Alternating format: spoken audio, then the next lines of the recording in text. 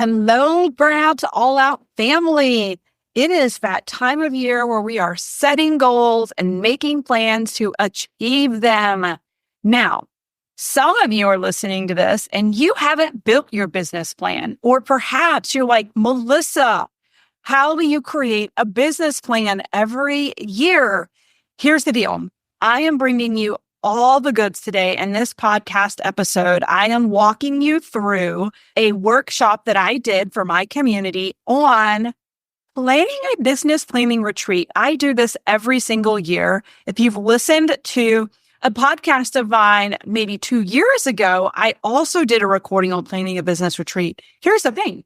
I've learned as I've gone, and this is your updated version of real time, how I plan and map out multiple 7-figure years in my business. So I hope you guys enjoy this episode.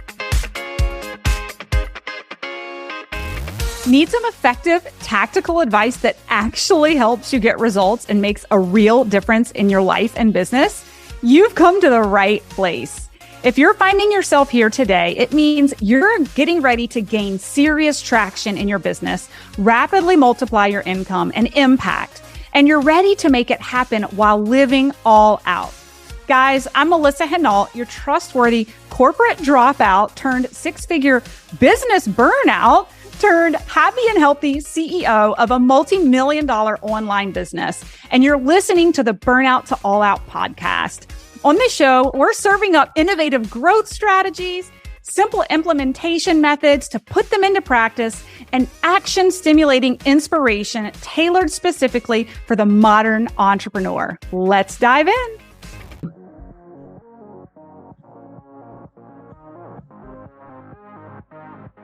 Okay, here's the thing. This is what I've come to grips with realizing. I became an entrepreneur a number of years ago. I exited corporate, but what I realized was I brought with me from corporate a pretty valuable practice. And that was, as a leader in corporate, we had to plan our business every year. As a leader, you were given a budget, and I would spend an entire week in a boardroom with my leaders and build a plan for the following year with KPIs, key performing indicators for everyone. I would have a financial plan, right? Somehow, I think that many folks enter the entrepreneurial world and like all of that just goes to the hell in a handbasket. People forget that it's a legitimate business that you need to do the same thing with, or you're just running a really expensive hobby, right? And I know the first year or two, let's be honest, it's about every crumb is a meal. I'm trying to get this bad boy off the ground. I will set goals. I will set milestones of strategy, but I'm really just on the journey to make this thing happen. And I totally get that. I actually, for the first 2 years, didn't do a business plan because I quite frankly wasn't sure whether it was even going to work or not, right? I was like, let me just give it 2 years and let me see if I can match my income. And then a couple years in, I was like, holy shit, there's people who work for me that are depending on the revenue in this company. It's not just me. And I need to be really responsible with the budget. And I need a plan and a roadmap, right? So that's kind of where I am today. And the reason I start there is because 2 years into my entrepreneurial world, I realized, I said to my husband, because he still works for a medium-sized business and they do their business planning. I looked at him and I said, you know what? Back in corporate, I would leave the house on an airplane and go somewhere to do strategic planning for a week. And I think that's a big thing that's missing with what I'm doing in my own business today. I am not removing myself from the day-to-day, and I'm not protecting and creating time over a week to strategically plan for the year, even if it's just me. How many of you, it's just you? Okay, this was me just a couple of years ago. It was just me. And I looked at my husband and I said, I need to leave. I need to check out and check in somewhere else for a couple of days.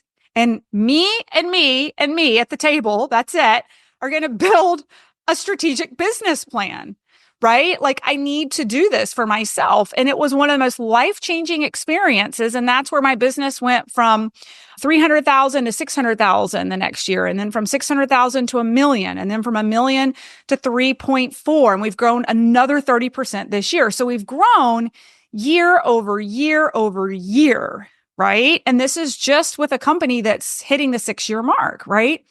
I realized some of you guys follow me over on social, and I just came home from my own business planning retreat, set my goals for the year.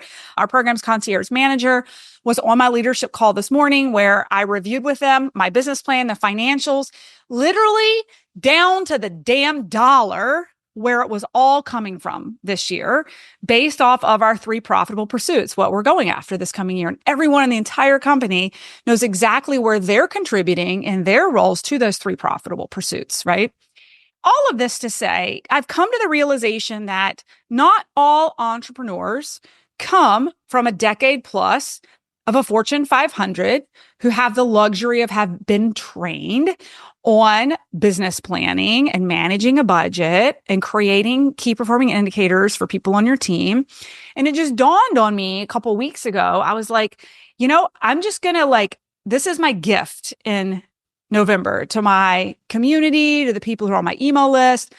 I want to run a workshop with them because I realize that some of you are highly gifted in your gifts. You're highly gifted in service. You're highly gifted in coming up with your product or service, but you have no experience in business. You've gotten some momentum in your business because you have found a gap and a need in the economy and you're driving a business, but maybe you went from an idea to generating revenue to hiring one contractor to maybe another contractor part-time. And before you know it, you've got a little bit of duct tape and you've got all of a sudden you got kind of this small company running, right? And it's holy cow, how do I lead and strategize? So all of that to say, this format I'm going to share with you guys tonight, I have been using and refining for the past 6 years. My goal tonight is I want to walk you through my business planning retreat strategy. And in a perfect world, you would do this over a 3-day period, totally isolated by yourself somewhere with no distractions. Okay. You can do this at home, but I'm telling you, and I work from home, there's something about getting in the zone and allowing the creativity to just go, right? I put myself in a cabin a couple of weeks ago, and I had 14-hour days and they didn't feel stressful at all. It was me in my pajamas and these huge flip charts just on energy of vision and excitement and moving from one flip chart to the next and just mapping it out with breaks in between, with hikes and walks and movement and all those things. But when you're in the day-to-day and you're at home, you're going to be distracted. So you can take this document, you can do it at home, but you're going to need more than 3 to 4 days. I promise you that. The dishes are going to call, the kids are going to call, the contractors are going to call, the laundry is going to call you. You are going to be distracted. So you're going to want to take more than 3 days. But if you take this template and you go out on a retreat on your own, I promise you can get it done in 3 days. My team, I think they probably are terrified of me going on retreats because the amount of actions that come out of me during those 3 days is insane. And the questions, right? So what I'm going to do tonight, my whole purpose is to walk you through a 3-day business planning strategy, foolproof. Some of you, there's going to be things that you can fill in all the way. Some of you, it's going to be your first year and you're going to be like, I don't even know where to start with this. Awesome. Use this as your blueprint to fill in as you're getting started. Come back to it each year. How many of you guys have read the book Traction? No? Okay. If you haven't, buy it today. Okay. It will change your life. I bought the book Traction 6 years ago. And one of the things it challenges you to do in one of the first chapters is to build out your org chart. And it was me and 2 people. And by the 3rd or 4th page of team planning, it shows this massive chart. And I laughed. I was like, whoa, whatever. Right. Okay. 6 years later, I'm back to the book and I'm refreshing the team, and it's blowing my mind how much the company has grown and how many people work for us. Right. But if you build a really strong foundation, it makes a huge difference. Okay. What I'm going to do tonight is I'm just going to explain to you how I go through these 3 days. Okay. You take notes, and then it's going to be up to you to go spend this time working on the document yourself. I'm just going to give you some application of how I use it. The first thing I will say is there's pre-work. I learned this early on. I give you pre-work before you start your retreat so that for those of you with children and busy lives, you don't spend that precious retreat retrieving data that you could have gotten before you got to your retreat. Okay. I learned that the hard way. The first year I went on my retreat, I was reaching out to my CFO. I was trying to get all my numbers, all my data. And I realized in hindsight, gosh, if I had done this part beforehand, when I got to my actual retreat, I could dive into the meat. Okay. For those of you who are like organizational freaks like I am. So this is what I encourage you to do with pre-work. First of all, do a post-mortem before you ever even go on your retreat. What do I mean by that? Look at your year and ask yourself what worked well and what do you need to improve, right? What worked well? What do you need to improve? So like for our company, we drove revenue. We grew, but we actually cut into our margin. So it was like, well, we made more money, but I didn't make any more money. So that's a problem. So like, look at your business and ask yourself, like, what worked well? What do you need to improve on? The other thing is revisit your why. How many of you have been in business for more than a year? So every year, your why is going to evolve. And some of us lose our luster and motivation because you actually obtain your initial whys in business and then you get lost. Because then you are like, why am I doing this? Right? You start to lose purpose. So like when I first got started, my goal was just to match my corporate income. Well, then I did. So then what drove me to the multi-million-dollar a year business? I had to go back to the drinking well and ask myself, okay, well, why am I doing it this year? So some of you met your goals this year and you need to revisit with new goals. This past year, it was about funding for investment in this new luxury Airbnb. You have to revisit. I highly recommend, again, this is a great pre-read. The first couple of chapters is traction and looking at your mission and your core values. Okay. I wrote my core values 5 years ago, and it was wild going back and looking at them and how much we've evolved as a company and how much I've evolved as a CEO and how I want to establish culture in my company. Right. And so if you can come to your business retreat, if you come with core values and a mission statement, that makes a huge difference. And you can even go a whole nother level to build your 10-year and 3-year plan. Big picture, not like details. Big picture. If you can go into your retreat with a vision of where you want to be in 10 years, by the time you sit down at your business retreat, you already have the long game in mind. You have your core values to inform all the decisions you make, and you have your why. Now, the other thing I highly encourage is that you bring your P&L. Bring your P&L for the year. I wasn't done with my year when I went, but I could project it. I hope most of you can project your final revenue for the year by November. Bring your numbers to date and bring your numbers from the previous year. How do I know we've grown 30% since last year? I literally have my numbers compared in QuickBooks from last year to this year up until November 1st. So when I went on my retreat, I could literally see apples to apples where we were revenue-wise last year versus this year and how we're pacing. And then the last thing I want you to do pre-work wise is have your revenue broken down by offer for those of you that sell more than one thing. Have your revenue broken down by offer so that you know going into your business retreat how much money you made with each individual offer. Now, again, why am I telling you to do this all ahead of time? Because these are energy draining administrative things. Well, some of them are that you can do before you ever come to your retreat. I want the magic to happen at the retreat. I want all of these documents to be at your fingertips for analysis whenever you get to your retreat, right? Don't spend your first day trying to dig for all that. So the last thing I will say is build your theme for the year, okay? Some of you need to decide next year. Is my girlfriend and I, some of you know Miriam. She's one of my best friends. She's going to close out over 5 million in revenue this year. And we were just chatting about this. Like, does she go for 10 million next year or does she not? And we were talking about base camp years versus recovery years and growth years, right? Every year doesn't have to be this wild, aggressive growth year.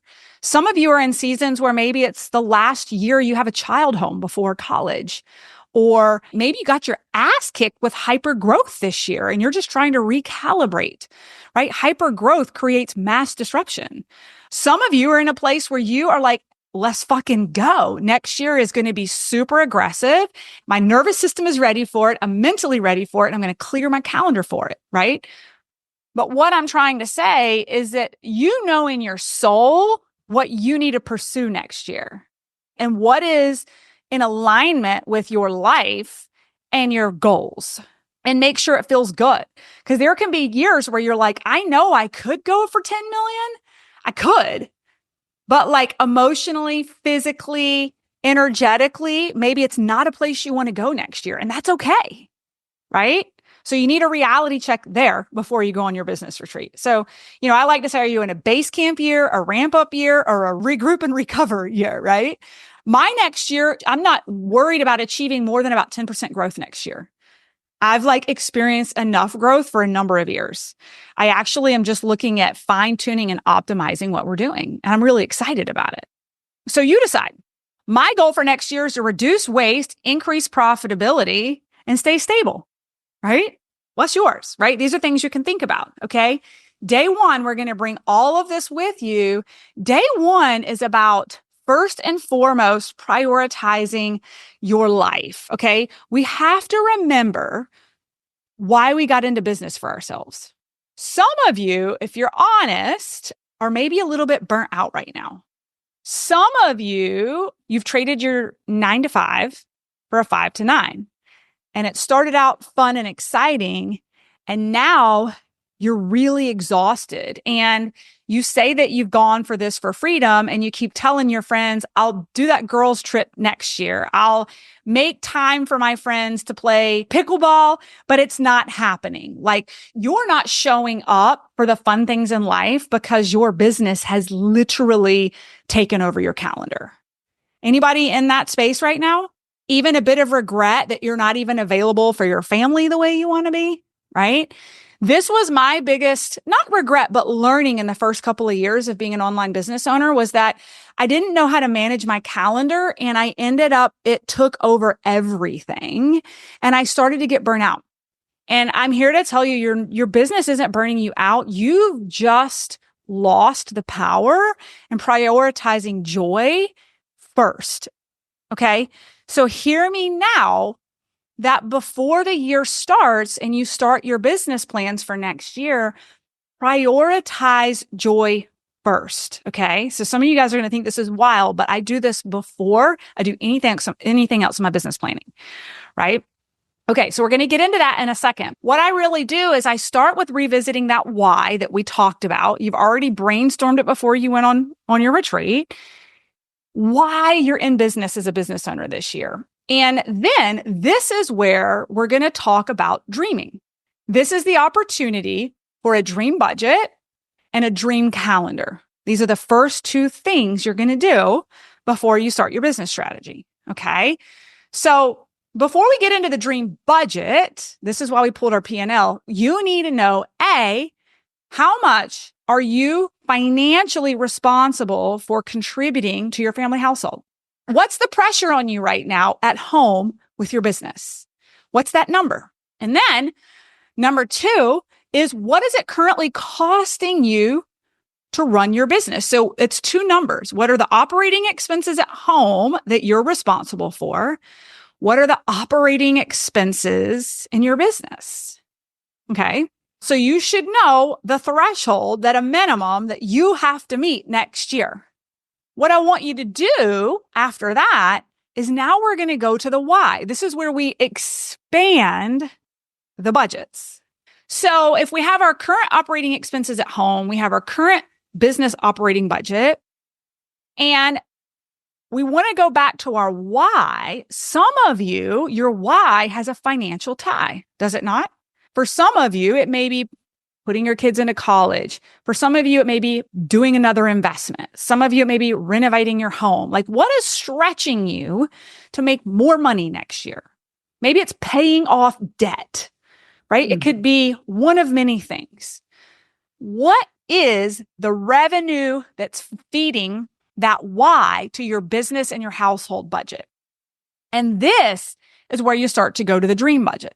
So for example, this past year, I had specific revenue goals wrapped around the hundreds of thousands of dollars needed to invest in the mountain property I was building. I knew down to the dollar what I needed to earn on top of my household commitment and the company budget, my dream budget. Over top of that, what did I need to make to fund the why? This is going to drive you all year long. Okay, we're going to get into this in a minute. But if you know down to the dollar, the gap that you need to achieve, and then we can reverse engineer your business plan down to the dollar, how it's going to fund it. Now, all of a sudden, it's not a dream. It's not a vision board. It's not a hope. It's not a wish. It's down to the damn dollar, exactly how you're going to achieve it. So we have our current budget, and then we're going to match that against our dream budget. If you've got your current revenue and you want to invest $40,000 in a kitchen renovation, add that to the dream budget and revenue for the business. Add the 40,000 on top. So we're just dreaming right now. Okay. The second dream that we're going to dream up, because remember, hopefully it's a clean slate next year with your calendar. Maybe your calendar kicked your ass this year because you let it just take you over. It's time to take control.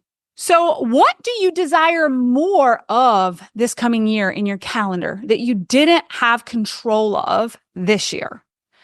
This is your chance to rewrite boundaries, to create change. So for me, boundaries, no calls on Fridays. That's a boundary for me for next year. There's a million things I can use it for. I could go into a rabbit hole on that, but that's a boundary. What are some things you can look at post-mortem with your calendar and ask yourself, what could I do differently? One of the things I noticed this year, I tried to cram everything into Mondays as far as CEO, like team calls, but then also like our big client calls, which we call strategic advisory, where I'm addressing the whole community and I'm hot seating. What I found this year was that by the time my Monday was done, I had like 150 emails in my inbox because I haven't been in it all day because I've been coaching all day. I'm wiped and I like haven't eaten, right? And I'm like, I thought I was being efficient cramming this all in on this day, but the lifestyle of it sucks. And the anxiety of it being done with a day and being so far behind in my inbox before I hit Tuesday doesn't feel good. So I rewrote my calendar. Next year, there's no client calls on Mondays at all. I've been very strategic in my calendar and said client calls on Tuesdays and Thursdays so that I can recover and recharge. I am actually doing my creative days on Wednesdays. So I can go hard all day on Tuesday with coaching and know that I have a reprieve on Wednesday where I don't have to put my hair or makeup on. I'm in my pajamas and I am like creating content. I'm writing, I'm creating, but I'm not actively coaching on screen. For me, it gives me the energy I need to get back to Thursday and be on screen coaching again. Your cadence can look however you want, but you need to think about owning your calendar. Okay. I want you to start your calendar with your big rocks. So we've talked about your dream schedule. We've talked about your dream budget. Now, the next thing you're going to do, and this is something I have been doing since the first year entrepreneurship kicked my ass, and I realized that my kids were annoying me. It was annoying me that they didn't have school and I didn't plan for it. And they were in my house. Anybody been there before? I was annoyed as shit that my husband got to walk out the door, go to work, and somehow it just landed on me to juggle all these kids and try to work at the same time.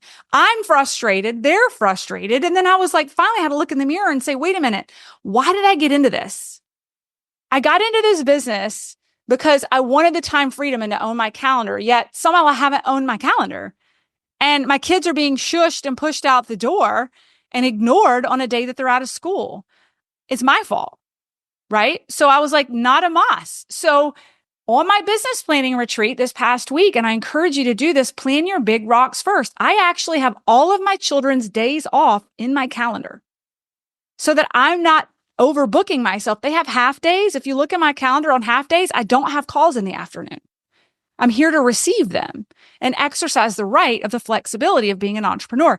That will fill your cup back up and keep you from being frustrated with your business because you took the reins, right?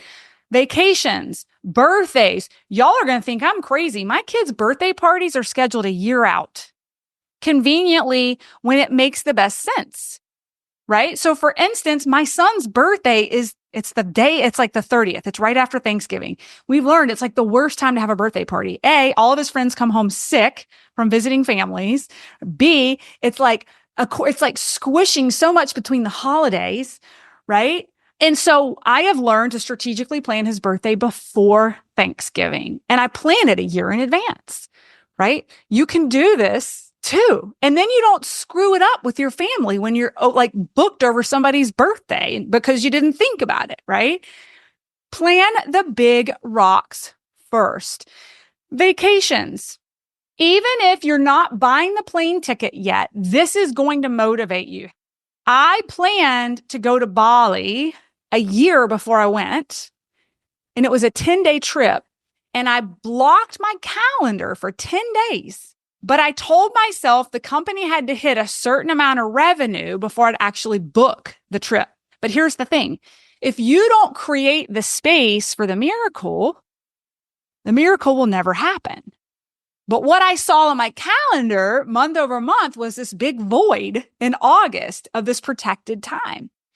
Just because you own your calendar and say you're going to go on vacation doesn't mean you have to go spend a ton of money and book the trips yet.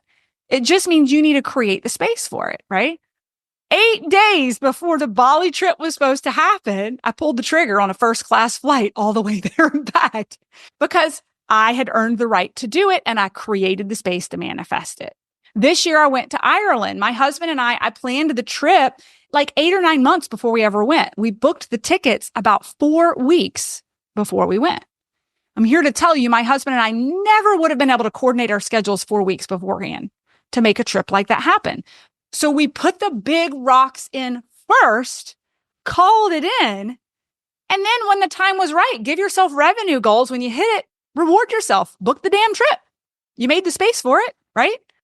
Those are the big rocks. The other big rocks that many of you forget about, and this is not overrated, it's self-care. And when I say self-care, it could mean anything from mental to physical. When the CEO is in adrenal crisis, this is good for no one, right? So for some of you, it looks like for me, it's a deep tissue massage every Wednesday at 3:30. I'm not sorry about it when my team's still working and I'm getting a massage. What are you committing to for your social and mental and physical well-being and making it a priority?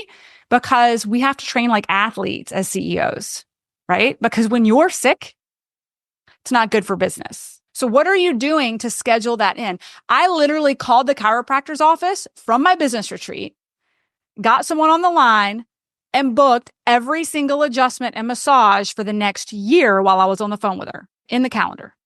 Once the big rocks are done, we're going to go into the business priorities. Okay. Big rocks set aside. We're going to come back, build our business around the big rocks with our little rocks and sand. So that's what we're going to talk about now. What I want you to do with your business analysis is you're going to look at your previous year.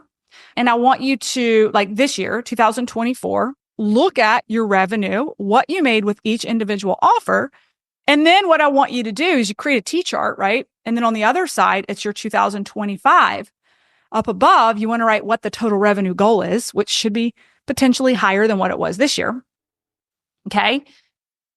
And then what you do is you take a step back and you look at that and you have to see what the revenue gap is, right? So if it's, 300,000 this year and to meet your dream budget, you need to make another 200 next year. Now you have a $200,000 gap between 300 and 500, right? And you take a step back, you look at all your offers from this year and you have to ask yourself, this is the gut check. Before you move forward with your strategic plan, sometimes there needs to be a death of an offer or there needs to be a birth of a new one. I always tell the story, the year we went from 1 million to 3.8 million, we actually killed an offer. The year we did 1 million, I stood back and looked at all of our offers. Okay. And out of that 1 million, 200,000 of it came from one particular offer, which was our LinkedIn agency.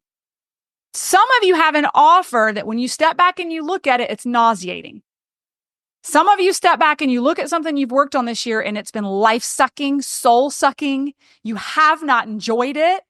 When I stood back and I looked at it, like the one thing I looked at that just made me feel nauseating to think about was that damn agency.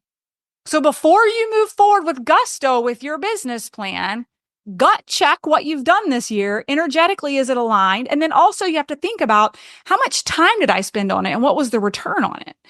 And was it worth it? Some of us need to pull up our big girl panties and do something that's very revenue generating right now, whether we love it or not, because we need to be good stewards of the company's money, make sure we're not cutting off our nose to spite our face.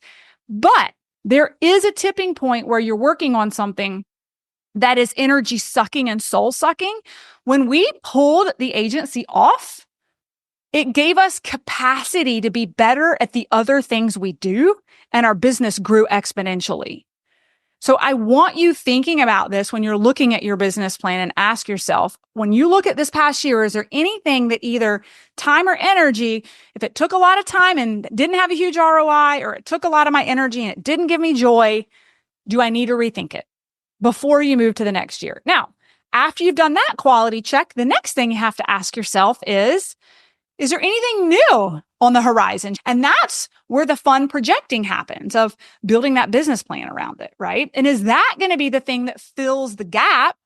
Let's say if we go back to that business plan, if you want to go to 300 to 500, is that going to be your gap? Is the new offer going to be the gap? Or there's a million ways to Sunday to close the gap for that extra 200,000, right? You can sell more of the offers you have today. You can raise the price of the offers you have today. So the key is to step back from this year, address what you want to move forward with from last year, what you want to kill, give a death to, what do you want to birth? And then over to the right, you're going to start mapping out how much each offer needs to bring in revenue, close that $200,000 gap. So I'm just going on these numbers because we've been playing with them. We've looked at past, we're looking at the new offers, and then we want to reverse engineer those goals. Now, again, this can look a million different ways. I'm going to give you a couple of ideas. And for all of you, it's going to be up to you and your own individual businesses how you close the gap in the growth of your revenue goals. Okay. So again, for instance, let's say we wanted to not change the price of the Lead Gen Academy, which is currently $5,500. But let's say we wanted it to generate more revenue for the company this coming year. Maybe our goal goes from 4 million in revenue to 5 million in revenue. Well, we need another million. So if we don't want to raise the price, what do we need to do? We need to sell more, right? So you have to come up with a strategic business plan around that. Either I do another launch, or we start selling in between launches, right? But there has to be a close in the gap in that number. It's simple math. Or you go back to the drawing board and you say, oh, that sounds like a lot of work. I think I'd rather just raise the price. You get to decide when you start playing with the equation, right? We're increasing revenue by 300,000 next year by raising the price of our mastermind. Our mastermind right now is $30,000. I have a capacity on the number of clients we'll take. I'll never take more than that because it kills the intimacy of the room. I know for me, it hasn't actually been business strategy per se over the last 2 to 3 years that's created the accelerated hypergrowth of my company. If you've been following me for quite some time, as a matter of fact, you would know that I still sell the same things I've always sold, and I'm running the same sales strategy I've always run. So what have I done to create the capacity to hold more and call in more? My friends, it is the inner work that most entrepreneurs aren't willing to do and don't recognize as one of the most important assets in business. Bodies build businesses, my friends. Learning how to manage my stress in a healthy way, learning how to move through uncharted territory and find intuitive downloads and trust my gut to make the right decisions have been some of the critical components to success over the past couple of years. Another area that's been super critical for me has been being able to tap in and get into creative flow state. I call this rocket fuel. My friends, I am collaborating with one of my dearest friends and mentors, Sam Harper. For the first time ever, we are launching this program together called the Modern Entrepreneur, where we are supporting business owners in the mind, body, spirituality, and energetics of what it truly takes to be successful in the entrepreneurial realm. There is loads and loads of information on strategies to grow your business for entrepreneurs. But what is lacking in the industry is the emotional support that entrepreneurs need to be resilient and succeed in operating in an unknown space day over day and do it healthily in a way that allows them to have the capacity to hold what they are calling in. So, my friends, some of you are listening to this and you're like, oh, I don't need that mindset work. I don't need that energy work. I am here to tell you, my clients who have grown exponentially this year all have given me feedback that it's the inner work that we've offered in our first version of Modern Entrepreneur that surprisingly was the rocket fuel to their success. So my friends, the doors are open to the Modern Entrepreneur right now. It pairs beautifully with any business coaching program you are a part of. We will be working with you twice a month. Once will be an actual workshop where you're learning tools and skill sets to become the self-regulated entrepreneur that is needed to succeed in this industry. The other call per month is an integration call with Sam. We call it Ask Sam Anything for hot seats and coaching to navigate uncharted territory in the realm of entrepreneurship where bodies build businesses. Guys, seats are filling up fast. I encourage you to check it out. There's also a live event component that you can add. Come hang out with us live. Spend some time with us in North Carolina and in Miami. There's 2 live events where we can meet you face to face and work with you in person. My friends, I hope to see you on the other side. But I can raise the price of it to $40,000. When I do that and I sell the same number of seats next year, I just brought in $300,000 more in revenue for the company. So you get to choose where those numbers come in, whether you want to increase number of sales, increase the number of conversions, if you want to raise your price, maybe a little bit of both, right? The other place that you could look at creating more revenue is, what is your client retention process? Are you keeping your clients? Are you ascending them? Are you chasing after new clients every month, right? So there's different ways to create more revenue in your company. Okay. So the bottom line is, before I get to the next step in the business plan, is we want to assess our offers from the previous year, commit to what we're going to move forward with, kill what we're not going to move forward with, come up with a birthing plan of anything new. And then we need to look at our new revenue goal and find the gaps in our offers and how we're going to meet it, right? So I'm just going to share with you arbitrarily, if our goal next year is 5 million in revenue, and we want to do 1 million from a mastermind and 4 million from the Lead Gen Academy, right? I'm just giving you some easy math. Then you have to reverse engineer from there. Okay, well, how many sales do I need in each one of those to hit those numbers? How frequently do I need to sell it? What do I need to price it at? So we're just working backwards. Then it gets really exciting. I remember 2 years ago, I was sitting at the beach and I'd run all the numbers. We'd done 1 million the year before, and I ran all the numbers based off our launches and the price of our programs. And I was like, I think we can do 3 million next year. And I remember my husband looking at me and being like, what? Like, he looked at me like I had 3 heads. And it was so cool to so confidently be able to just hold the paper up with the math and be like, no, I mean, I'm fucking serious. Like, the math works out. Like, as long as we do this, we can hit these numbers. And by golly, we did. And it feels so good to know where you're headed and have a plan and track it and be like, we are on our way. I actually confidently know how I'm hitting this, instead of just saying, oh, I'm going to make $1 million this year. I don't know how I'm going to do it, but it's going to happen. I'm just going to cross my fingers and pray to God it all comes in. That plan will help you sleep really well at night and get your spouse on board, right? Because he was like, wow, okay. And he saw it happen. So let's get into the how. So design your business plan for the year to meet your goals. So these are the 3 categories I want to talk about next that are really important with your business planning. Okay. There's three areas. There's build, your top of funnel strategies for the year. We don't have leads, we don't have sales. And then there's grow. So this is your customer journey to conversion. So once you have them in the top of funnel, how are you converting them to a sale? So you need to do this with every single one of your offers. You need a very strategic plan. And the third category, and we're going to talk through these, is the scale. How do you scale that offer, right? How do you optimize the offer? Client retention, client ascension. And these are the three most important business plan actions that you need to wrap around each offer to have a clear plan and strategy in place to hit your numbers. So let's start with build, right? So build is your top of funnel strategies. Where are your leads coming from? Where is your traffic coming in to see your offers? So for instance, with us, each offer is very different. Our traffic is very different for every offer.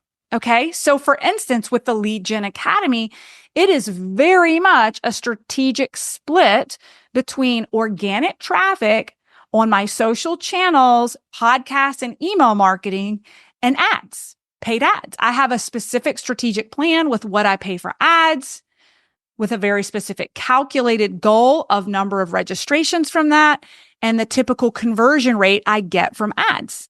Same thing with organic lead generation. We know the average conversion rate of an organic lead upon registering for a masterclass for Lead Gen Academy.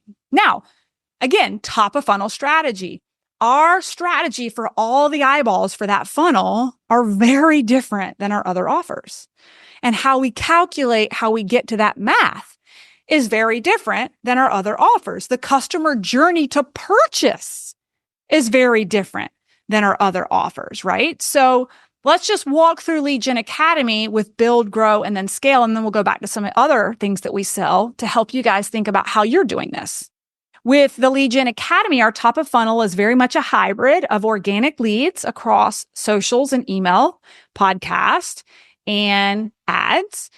But the customer journey to conversion up until this year has always been the same. Some of you have participated in it. Anybody been in my Lead Gen Academy masterclass? That is one conversion strategy. Herd them all into one room for 9 days, give them a deadline, and slam the door shut. So you're herding all the traffic, all of it, right? And then boom, done. See you in a couple months. Close the doors, off we go. That is one type of conversion strategy. One. Now, then let's talk about ascension, right? Those clients then have the opportunity to ascend and like move up the ladder into our higher level business coaching from that base level. We have a strategic plan, mentorship, concierge inside to keep track of them, communicate with them, support them, track them along their progression. And then when the time is right, introduce them to our higher level offers. Do you have that structure in your company? Or are you letting them fall off and going to find new clients? Okay. So that's one. Let me share with you another one. So build, grow, scale. Build, grow, scale is a completely different beast. We don't run ads for it. And it is very much organic and internal. And so what I mean by that is it's an organic invitation that we have where we invite people in to our mini mastermind. It's a business mastermind. It's 6 months long where we teach people how to build and grow and scale their business online. But we also have a very methodical and strategic plan inside of our company to invite our graduating cohorts in the academy into that program. So we're not running ads for that, right? We're not running launches for that. So what I want to underscore is the customer journey to convert to purchase looks very different. So for you all, your offers, the customer journey to conversion can look very different. We've had an evergreen little micro offer that's just run 24 hours before, 365 days a year, right? For a couple $100 that just literally runs evergreen with ads. Anybody doing that? You've just got something running on ads. It's like a short webinar people clip into, right? Some of you are selling every single day your services in the DMs. The third example I'll give you top of funnel for us is our mastermind. Okay. Totally different, again, conversion strategy. It only opens its doors once a year. Once a year. So you can imagine my business plan for the sales of my mastermind look vastly different than my business plan for something that I'm selling through launches or through a daily, weekly strategy, right? And it's high ticket. It's $30,000 once a year. So our sales strategy for it is a short lifespan, and then it's done and the doors are shut. And that starts with selling it from a stage. So again, totally different sales strategy altogether. Customer journey to conversion, completely different. So what I want you thinking about with all of your individual offers is where are the eyeballs coming from for my offer? Is it through what is your top of funnel strategy? Are you building an email list and nurturing them? Is it podcast? Is it social media?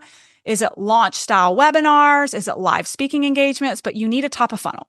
And then who's responsible? This is the big one. Write this down. Who's responsible for tracking the effectiveness of that top of funnel? How do you know your top of funnel is working? So there has to be metrics in place, and we're going to talk about this. How are you tracking it? And is it being tracked weekly, monthly, quarterly? Right? How do you know your own pace? I was on a coaching call with one of my mastermind clients. We work with them one-on-one, and she had hired a social media agency to manage her LinkedIn. And I was like, awesome. How are they performing? And she's like, well, they're posting, every day, and they're in the comments. And I was like, okay. And what are you measuring? What's the impact? How are you measuring the value of what you're investing in? How are you seeing your return on your investment? It should be 4x what you're investing in them. They should be bringing sales in for you.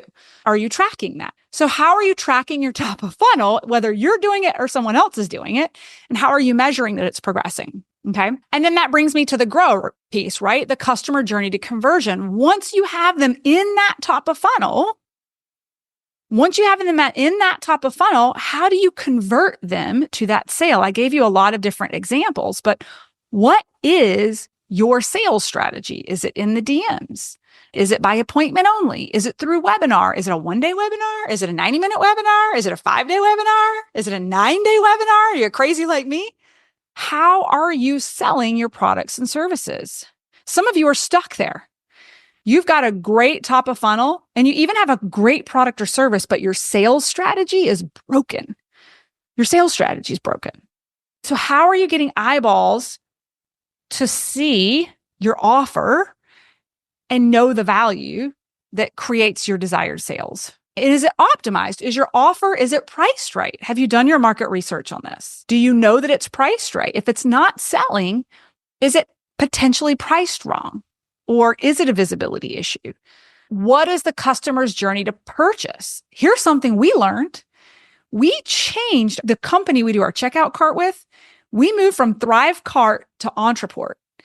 And for a number of different technical reasons that we really loved, but what we found, the conversion rate to sales went down by 50%. Yeah, because it's not user friendly. People can't really find what they want and then they're out. So have you looked at your customer journey to conversion? That was a huge red flag in our postmortem of our recent launch. Was like, what, Ro? This isn't good. Right? So what does the customer journey look like prior to hitting the purchase button?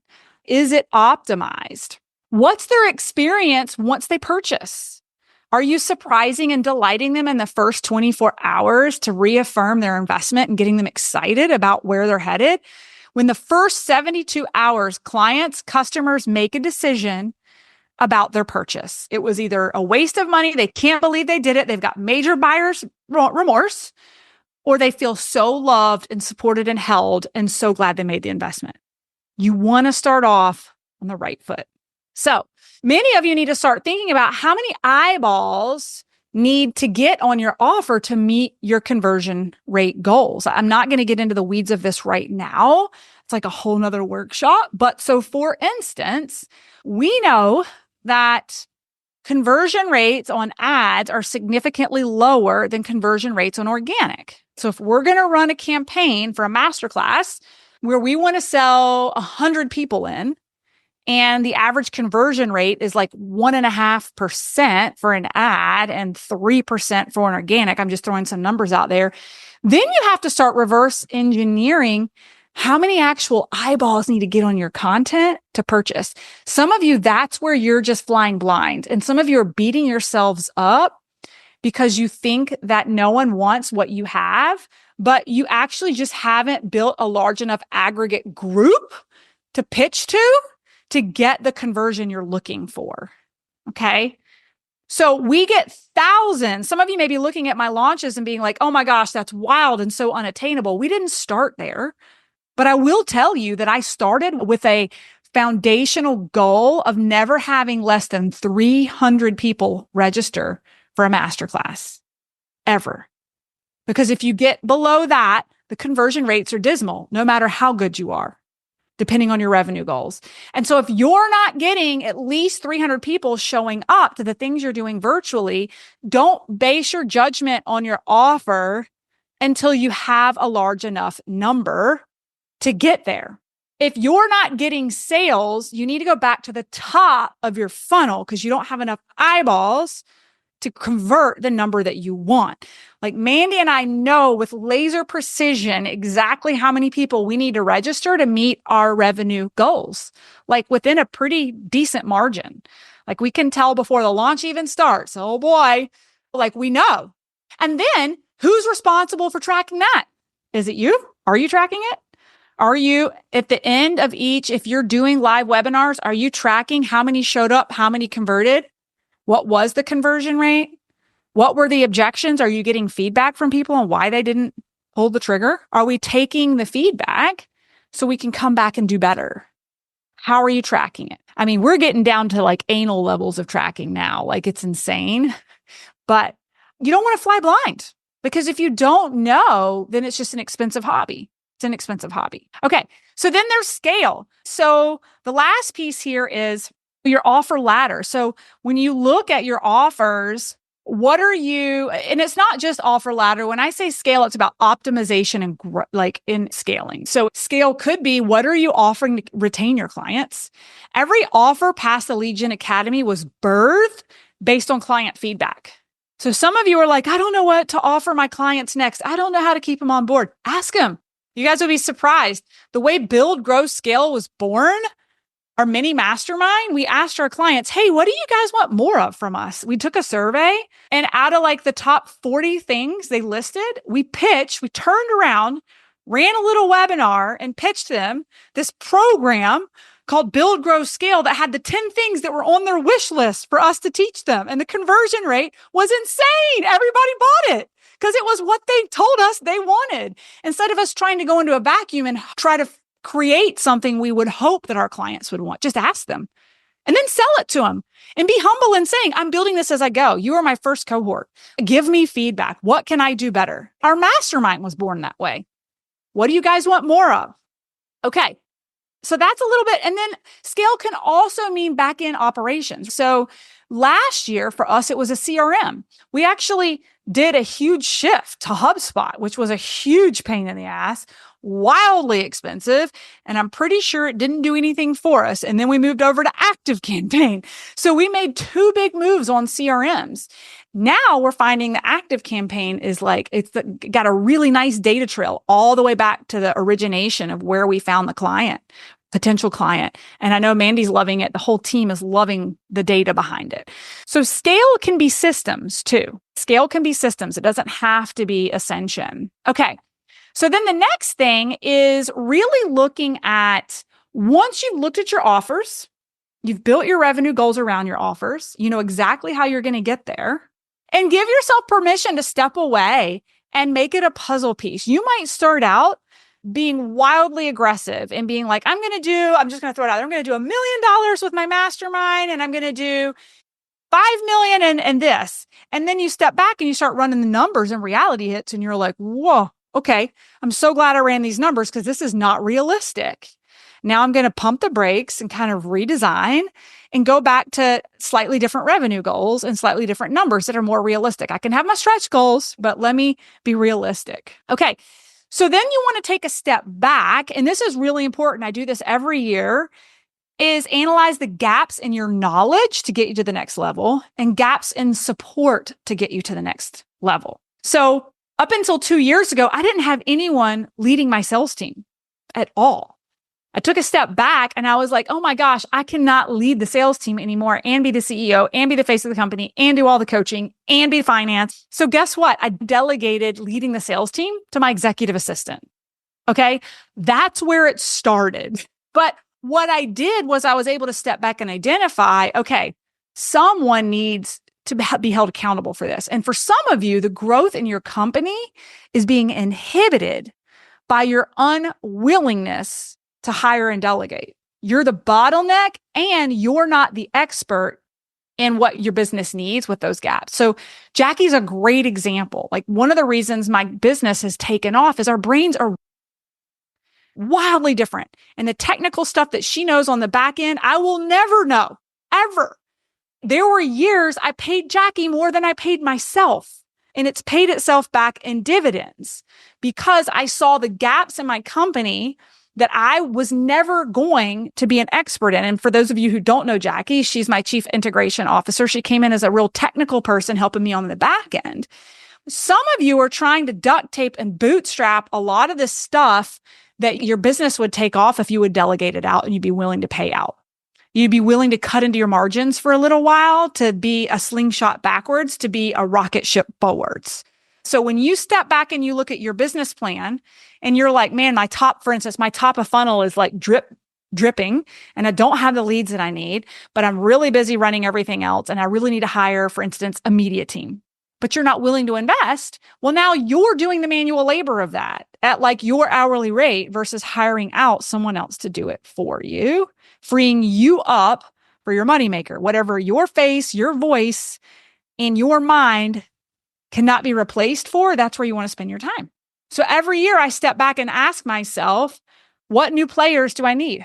So for me right now, it is a full-time staff member who specializes in live events. Okay. Because when I step back from my business plan this year, as much as I love my event manager, she's fractional, she's contract. And she quoted me like $88K for the project this year. And I'm like, that's somebody's salary with the company. So why not go find someone who can specialize in this and bring them in a much larger full scope role in my company? So all of you are going to find gaps in your business that need hiring, and then the gaps in your own knowledge. What do you not know that is it is slowing you down in the growth of your company? What lack of knowledge or expertise? How are you leading your business? Are you leading from just your experience? And are you in a place you've never been before? Because what you guys will know about me, if you don't, is that I'm constantly investing in mentorship for people who are one step above me. So I recently worked with the same mentor for 3 years. And finally this year, I was like, my company's gotten really big and he's amazing, but he's never done this before. And if I don't want to plateau, I need to go find someone running a $15 to $20 million a year business. And so some of you are plateaued because you're not willing to invest in the mentorship that's where you need to go. So your ceiling is where you are, and you're never going to think your way out of it. So there's identifying the knowledge gap, there's identifying the team gap, and the investments in both to take you to the next level should always be part of your business plan. Okay. And then the last piece here is so let's talk about the small rocks in the sand. The small rocks in the sand. This is where we map out your initiatives for the year. You map out your initiatives for the year. Okay. And I call these the small rocks in the sand because guess what? If you put the big rocks in first, which was everything we talked about in the beginning, you can fit all the sand and all the little rocks in. But if you put all the little rocks in the sand in first, you wouldn't be able to get all the big rocks in. But the big rocks are what's most important to most of us why we got into business in the first place. Okay. So what are the little rocks in the sand? Well, let's start with the rocks. For those of you who run a business on a cadence, like for me, if you're in any of my programs, I have different coaching programs that are in different calendars throughout the week. Those are rocks in my calendar. So I have a program calendar for everything that I do. And it's lockstep, like Fort Knox, very specific cadence on date and time throughout the year. Okay. Same thing for your sales calendar. You know how we just talked about your top of funnel And your sales strategy, your journey to conversion for each offer likely looks different. Okay. This takes planning. So for instance, our Lead Gen Academy masterclass happens 5 times a year. So the marketing and the sales in my calendar kind of go like this all year, my marketing calendar. Now, who remembers how often do I sell my mastermind? So in the calendar, the push for that, it looks like this. This is all year long. And then at the end of the year, it's like, boom. So the marketing for that looks very different. Okay. For our build, grow, scale, our mini mastermind, which is more of an organic sell, we don't push, we don't do these huge pushes publicly. It's an ascension model inside of our program. It's an organic absorption where people come in and ask for business mentorship. It just it goes like this all year long. So you need a sales calendar and you need to align your marketing calendar to your sales calendar. Okay. But this is why so many businesses fail, because people don't think about this shit. And the thing is, here's what's so cool. I don't want you guys to feel overwhelmed. The beauty of all of this is the internet is free. Like building a brand online, it's free, but most people don't know how to leverage it like a business. We're not just posting on a whelm. We have a cadence of our plan. Our live event, Burnout to All Out Live. We intermingle sales of those tickets in our marketing campaign outside of selling all the other shit. So we actually market our live events when we're not marketing other things. Because the Lead Gen Academy Masterclass takes up huge chunks of marketing throughout the year. And then we got the mastermind that takes up a chunk. And then we're sprinkling in build, grow, scale. And then when we're done with all of that in the calendar, we can step back and say, okay, where's the space where we're not marketing that we can sprinkle in, come to our live event? Because we can sell that all year long. But if we don't remember to do it, we get like 3 months from the event and we're like, oh shit, nobody's registered for the event because we haven't been talking about it. And we haven't been marketing it. And you can get really strategic like we have and make it a cart bump. So now we sell 10 to 20 live event tickets with every masterclass because people add it to their cart when they join the academy. So how can you step back from your business plan and get strategic in how you're layering some of the things that you're selling too? Is this making sense? A great analogy. It's more like, I don't want to do that, not my zone of genius. Yeah. Okay. So you have your marketing calendar. I love it because we planned our Black Friday specials last year. Our Black Friday specials for next year are already in my marketing calendar. My team and I are going to talk about it next week. Think about that. Next week, we're talking about next November. How many of you guys have a Black Friday special running or a Cyber Monday special running, right? Awesome. These are the things you can plan in advance. You can plan them in advance. And that's part of your sales calendar and your program calendar. And you get to do it around life. How did I get to travel to Ireland, to Bali? How was I able to literally travel 14 weeks last year? Because I put the rocks in first and all the important stuff in business filled around it. Okay, so now the sand. So that was the rocks, the program calendar and the sales calendar. The sand is the administrative calendar. Okay, the sand is the administrative calendar. So where are you going to take care of business outside of running business, being in your business? So on Mondays, for me now, it's team calls, core team calls, contractor calls, focus group calls with coaches, live event planning. Here's my thing I've learned. I don't like switching what I'm doing. If I'm in the zone of being with the Burnout to All Out team or contractors, being in my CEO role, let's just do that all day long versus switching from that to coaching my clients and then back to a contractor, back to finance. So for me, Mondays are administrative days. Tuesdays, Thursdays, client coaching days. Wednesdays, creative days. Many of you are not blocking time for creatives, whether it's your social media, it's podcast, email nurture, working on new programs, and you're burning yourself out, like trying to do it when it doesn't fit into your calendar on the weekends. So for me, I know being an online business owner, content creation is a part of my job as the CEO and the face of the company and the brand. I have to treat it like it's part of my job by blocking out in my calendar once a week, creative days. And like I said in the beginning, it's actually a reprieve from all the active coaching for me. Some of you may enjoy creation. Some of you may not. I love my troll cave days. I love sitting on this little white couch behind me with a good cup of coffee and my essential oils and writing podcast topics, writing and working on curriculum, writing what I'm going to be coaching in the community. And I'm in the zone and it's uninterrupted. And the last thing for me is making space for fire drills and miracles. Write that down. Make space for fire drills and miracles. Okay. This is why I don't take calls on Fridays. Okay. And here's why. Because if your calendar is chock full every day, you don't have time for miracles and you don't have time for fire drills. Okay. My team knows I run a rule of principle. You cannot book a call with me on Fridays. I can book a call with you, but I won't until the week of. That is my rule.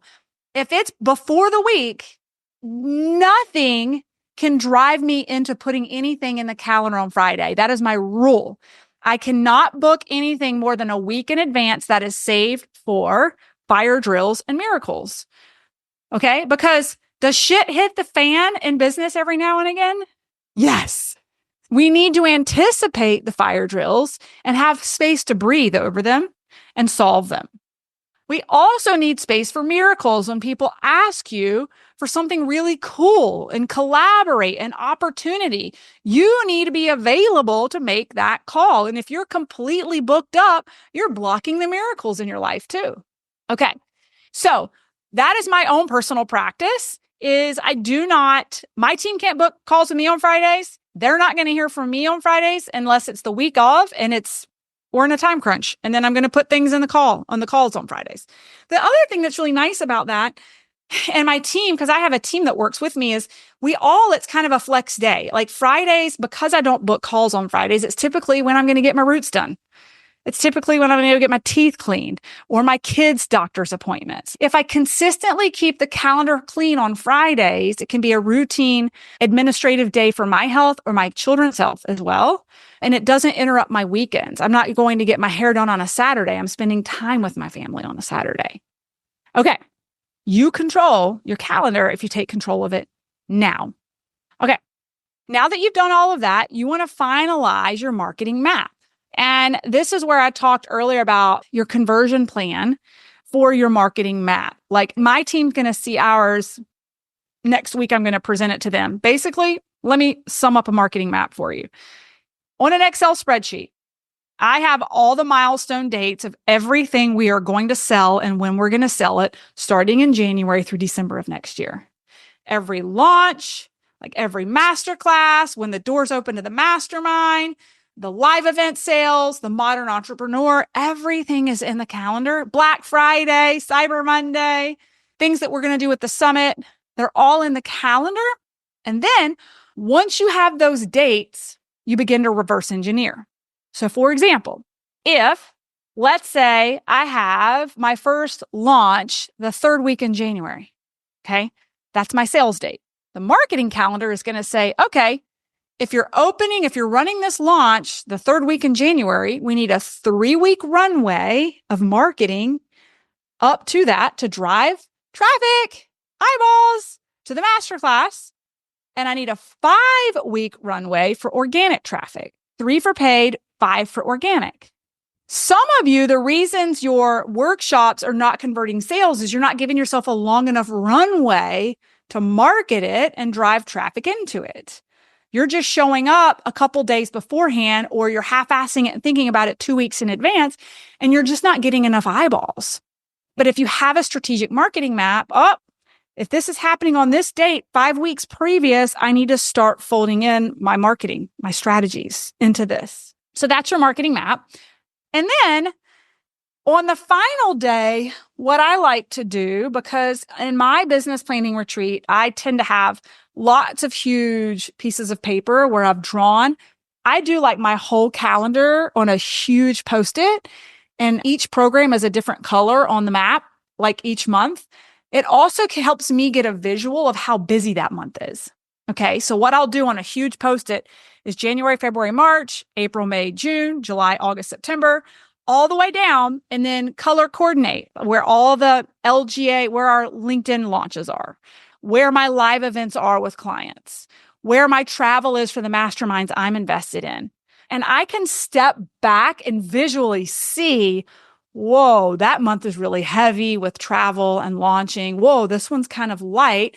That one doesn't have anything going on. Maybe I should take this heavy month and move some things. So I like a big macro of the state of the union of what's going on, because my individual Google Calendar, it's difficult to get that big picture. So you can ease the burden of your calendar if you can get a global view of it before you get running. I even have my family vacations on there, because you need to be sensitive to that. I don't want to come off a 10-day trip from Iceland and go into a launch the next day. Physically, that wouldn't feel good. So you want to map that stuff out. And then you fine tune and organize when I've mapped everything. The thing I really like to do for those of you that have teams is to really be sure to bring it back to them, share with them the big vision and how they contribute to the goal.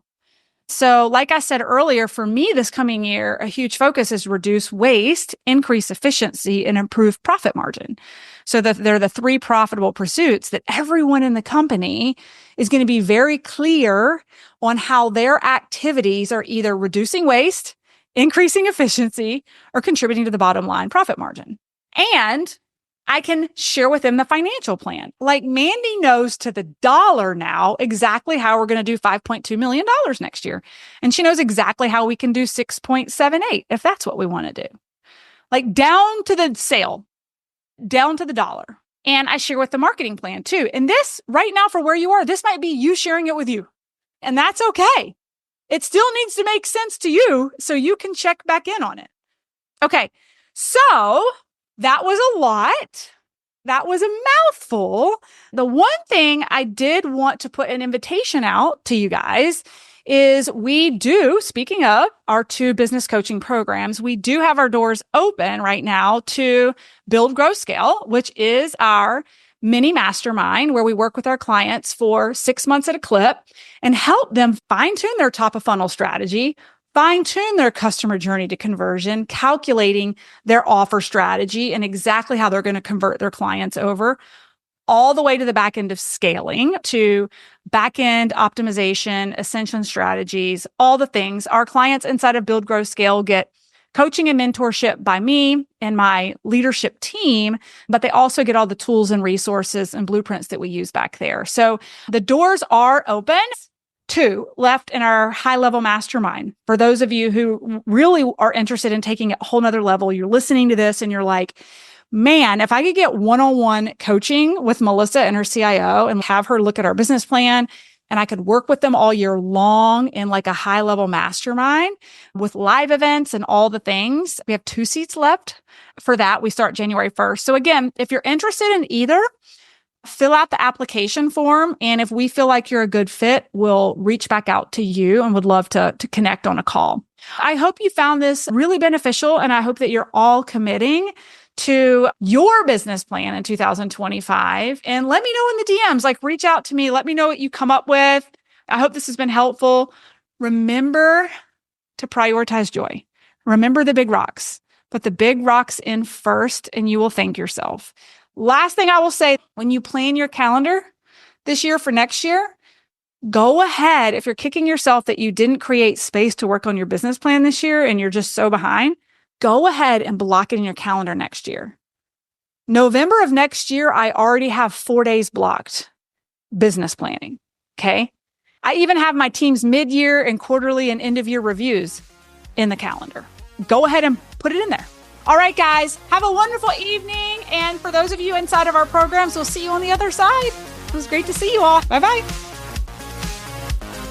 Thanks, guys, so much for listening in on today's podcast episode. And I can't wait for you to see my upcoming guest in the next episode. You are going to love this keynote speaker. Hey, here's the deal. If you liked this, please subscribe and leave a review. And you want the latest online business growth strategies and exclusive LinkedIn pro tips sent straight to your phone? Text the word update to 704-318-2285. That is, text the word update to 704-318-2285. Can't wait to see you guys. Come find me over on Instagram, LinkedIn, Facebook, wherever you like to hang. I cannot wait to hear how you are enjoying and applying what you're learning. You guys reach out to me over on social because I love hearing what's resonating with you. When you reach out to me and you send me those personal DMs, they really do impact the content I continue to bring forward to you. So again, come find me, Melissa_Hinault over on Instagram, Melissa Hinault over on LinkedIn and Facebook. Can't wait to see you guys over there.